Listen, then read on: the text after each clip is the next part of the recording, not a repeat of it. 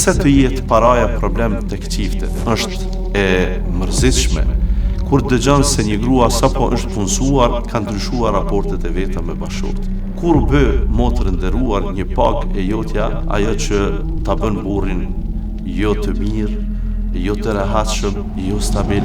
Kur njëherë nuk mendohet se mirësitë janë probleme, janë shkaktar të prishjes së jetës.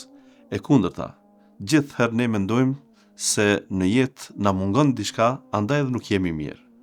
Nuk kemi lumturi sepse se kem shëndetin. Nuk kem ndoshta lumturi dhe kënaqësi sepse na mungon pasuria. E pasuria është ajo që e bën kokën më të shëndosh, gjumin më të rehatshëm, jetën më komode dhe shumë elemente të tjera funksionojnë më mirë. Dhe pasuria është edhe shkaktar që edhe disa ibadete në fe shtohen, zakati, haxhi dhe shumë gjëra të tjera me pasurinë lidhen, që janë ibadete. Me pasurinë lidhet edhe vetë martesa. Pra që njeriu të meritoj, të ketë të drejtë, të mund të martohet, do të jetë edhe i pasur. I pasur nuk them që duhet të jetë milioner, por i pasur që të arrijë të mbuloj detyrat e veta bashkëshortore edhe në aspektin financiar.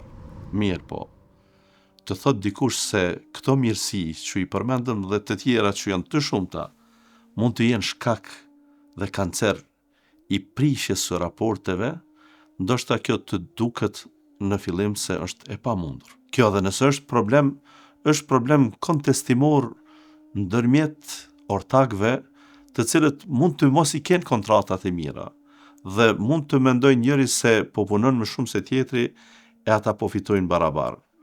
Ose mund të mendojnë se pasuria e njërit është më pak e rëndësishme se puna e tjetrit. Dhe anasjelltas dhe kësaj paraja mund të jetë mollë sherri në mes të çifteve, në mes të grupeve të interesit, në mes të njerëzve që bashkëjetojnë, bashkëveprojnë e të tjera. Por pse të jetë paraja problem tek çiftet? Unë këtë çështje nuk e kam dëgjuar tek gjeneratat e mëhershme. Përkundazi, sa më i pasur ka qenë një burr, aq më e mirë ka qenë jeta e tyre, aq më komode është shtruar jeta bashkëshortore. Por me kalimin e kohës, duke qenë shumë organizata të tjera që jetën familjare e kanë ndryshuar, e ka bërë më feministe femrën, e kanë bërë që ajo të kërkojë më shumë të drejta dhe i kanë dhënë po ashtu potencial që të ketë paran e vet. E kjo nuk them se femra nuk guxon ta ketë pasurinë e vet, paran e vet, përkundrazi, për këtë njihet sistemi sheriatit islam që femrën e bën shumë të vetësishme në çështjen e pasurisë.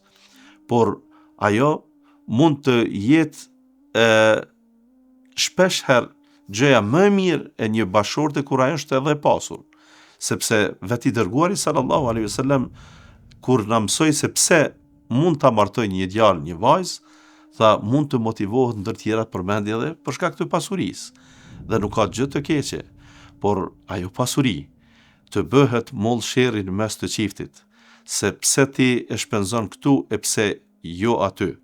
Pse ti mundohesh ta bësh këtë e jo këtë tjetrën, sikur këtu ka humbur ajo vegza e duhur, ajo fija në lëmsh të dihet se kush ka të drejtë dhe çfarë ka të drejtë. Ndonjëherë ti mund të jesh propozues, por jo vendimmarrës. Ndonjëherë ti mund të kesh të drejtë për të këshilluar dikën, por jo për të imponuar mendimin tënd. Dhe çiftet, sidomos pra, është e mërzitshme kur dëgjon se një grua sapo është punësuar ka ndryshuar raportet e veta me bashkëshortin. Kur u bë motër nderuar një pagë e jotja, ajo që ta bën burrin jo të mirë, jo të rehatshëm, jo stabil. Kur u bë paraja jote, paga jote, ajo që te mendja jote dhe ndërdia jote krijon stabilitet, ndërkaq bashkëshortësisë jep një shembje ndoshta të pakthyeshme, e që ti më vonë do të kuptosh se e tërë bota të jetë e jotja nuk ka vlerë nëse ke prek kërrënuar bazamentin e familjes që është martesa.